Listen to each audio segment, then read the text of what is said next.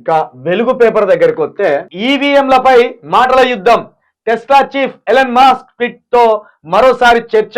ఈవీఎంలను act చేయొచ్చు Elon Musk. ఇండియాలోని ఈవీఎంలను act చేయడం అసాధ్యం. రాజీవ్ చంద్రశేఖర్. మన ఈవీఎంలు బ్లాక్ బాక్స్ లాంటివి. రాహుల్ గాంధీ. మనది యాక్ట్ చేయడమే రాదని ఈ చంద్రశేఖర్ అంటాను, రాజీవ్ చంద్రశేఖర్.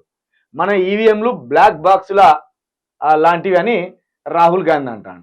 ఎలన్ మాస్క్ అంటాడు ఏమంటాడు, ఇండియా ఈవీఎంలను వచ్చేనం చేయవచ్చు, హ్యాక్ చేయవచ్చు అంటాడు. ఇక్కడ పోలీస్ యాప్నే హ్యాక్ చేసి పడేసిండు.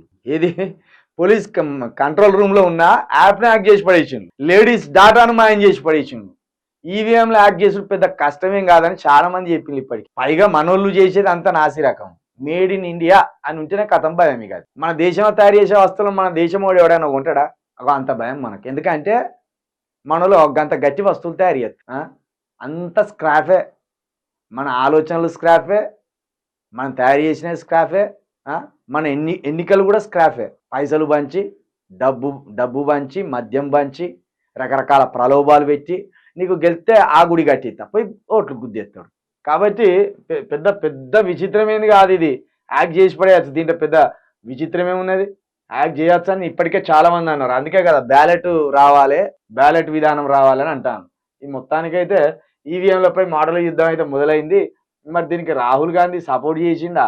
సపోర్ట్ చేస్తాడు. ఈవీఎంలు యాక్ట్ చేయొచ్చు అంటే సపోర్ట్ చేస్తాడు. ఇప్పుడు కొన్ని 240 దాకా వచ్చినాయి కదా, ఇప్పుడు యాక్ట్ చేయలేదు అంటారేమో. మొత్తం పూరా పోతే యాక్ట్ చేసిండు అంటారు, కొంచెం గెలిస్తే యాక్ట్ జరగలేదంటారు. ఇట్లుంటుంది మన వాళ్ళు. అది నిజంగా దాని ఆధారం ఏంది, అవుతుందా లేదా తెలియదు.